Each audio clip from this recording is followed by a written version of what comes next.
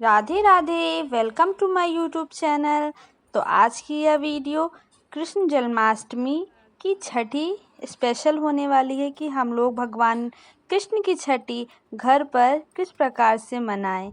तो इसके लिए सबसे पहले हम लोग अपने लाल जी को घी की मालिश करते हैं और छठी पूजन हमेशा शाम के टाइम पे ही मनानी चाहिए। तो हम लोग अपने कान्हा जी को इस दिन सबसे पहले घी की मालिश करते हैं।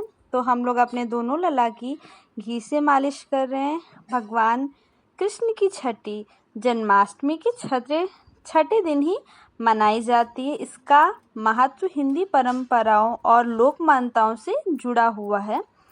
छठे दिन शिशु के जन्म की शुरुआत को शुभ माना जाता है। मानता है कि इस दिन भगवान आकर शिशु की किस्मत भाग्य लिखते हैं। इसी कारण कान्हा जी की भी छठी मनाई जाती है। जिस प्रकार हर घर में बच्चे की छठी मनाई जाती है, वैसे ही भगवान श्री कृष्ण को भी बालक मानकर उनकी छठी मनाई जाती है।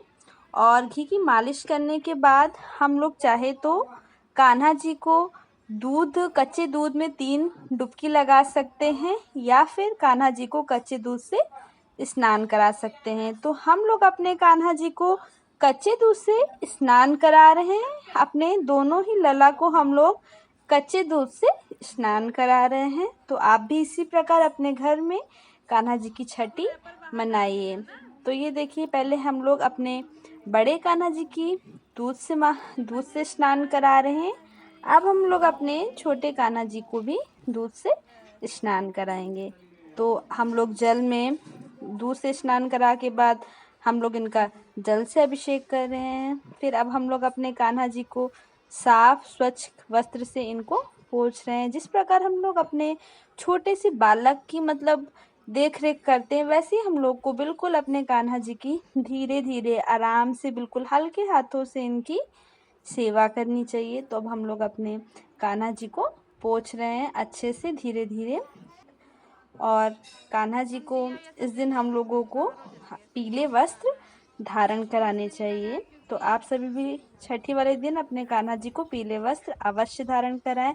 तो ये देखिए, हमारे दोनों लाला जी ने पीले वस्त्र पहन लिए और देखिए कितने सुंदर लग रहे हैं। हमारे दोनों लाला जी बहुत सुंदर लग रहे हैं पीले वस्त्र धारण करके, पूरा श्रृंगार करके। अब हमारे कान्हा जी बिल्कुल तैयार हो गए हैं।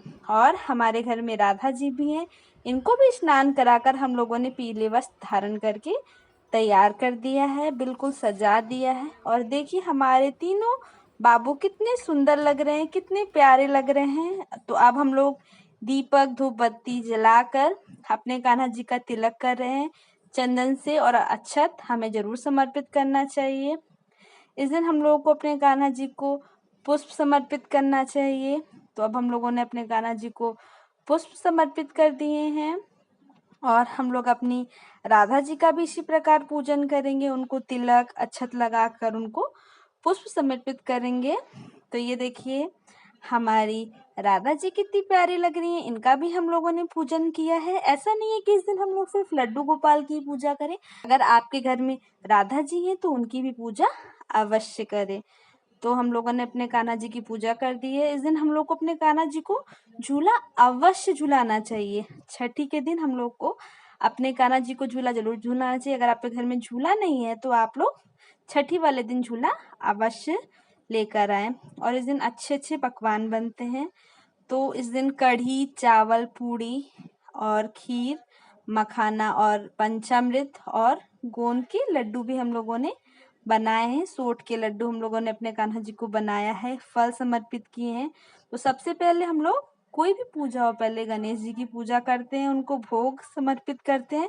फिर उसके बाद हम लोग अपने कान्हा जी को भोग समर्पित कर रहे हैं। तो हमारे कान्हा जी कढ़ी पूड़ी खा रहे हैं। कढ़ी कान्हा जी की बहुत ही प्रिय है और छठी वाले दिन तो कढ़ी अवश्य बनानी चाहिए। तो इस दिन हम लोगों को कान्हा जी को कढ़ी चावल पूड़ी खीर इन्हीं का भोग लगाना चाहिए। तो हमारे कान्हा जी कढ़ी चावल खा रहे हैं। तो बारी बारी से हम लोग अपने कान्हा जी को राधा जी को तीनों लोगों को भोग लगाएंगे। अब हमारे कान्हा जी खीर खा रहे हैं। और इस दिन कान्हा जी को पंचामृत का भोग अवश्य लगाएं, क्योंकि कान्हा जी का पंचामृत भी बहुत ही प्रिय है। और भोग में तुलसी दल डालना ना भूलें। हमें अपने कान्हा जी के भोग में तुलसी दल डालना आवश्यक है, जिससे हम लोग कान्हा जी भोग तभी स्वीकार करते हैं। तो इसलिए हम लोग को तुलसी दल डालना नहीं भूलना चाहिए।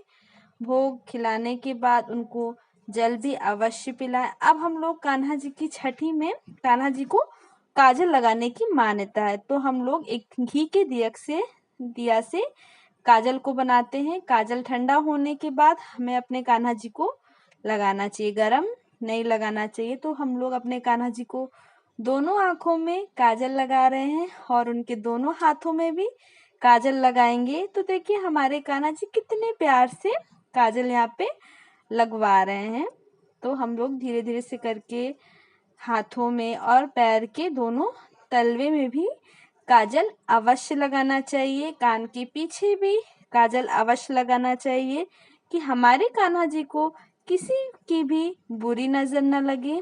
हमारे कान्हा जी इसी प्रकार हंसते रहें, मुस्कुराते रहें, हमेशा स्वस्थ और खुश रहें। इसीलिए हम लोग इनको काजल का टीका लगाते हैं, जिससे किसी भी प्रकार की बुरी नज़र हमारे कान्हा जी को ना लगे। तो आज के दिन हम लोग अपने कान्हा जी को नजरिया भी पहनाते हैं। तो उसके लिए पहले हम लोगों ने अपने कान्हा जी को कंगन हटा दिए, अब हम इनको नजरिया पहना रहे हैं। तो देखिए अपने छोटे जी के कान्हा के लिए नजरिया इनको पहना रहे हैं। तो ये देखिए अब हम अपने बड़े कान्हा जी को नजरिया पहना रहे हैं। तो आज के दिन हमें अपने कान्हा जी को नजरिया अवश्य पहनाना चाहिए। छठी के दिन नजरिया पहनाने का बहुत ही बड़ा महत्व है। तो आप अपने कान्हा जी को इस दिन नजरिया अवश्य पहनाएं। तो देखिए हम लोगों ने अपने कान्हा जी को नजरिया पहना दिया और वो कितनी सुंदर लग रहे हैं। तो आज के दिन हम लोग को अपने कान्हा जी को कुछ उपहार अवश्य भेंट करना चाहिए। तो हम लोग अपने कान्हा जी के लिए झुनझुना लेके आए हैं, जो उनको बहुत प्रिय है। अब हम लोग अपने कान्हा जी की बलैया ले रहे हैं। उनके बलैया लेकर दक्षिणा स्वरूप जितना भी आपके सामर्थ्य हो अपने कान्हा जी को भेंट दीजिए, उपहार दीजिए। और आज के दिन हम लोगों को अपने कान्हा जी की नजर अवश्य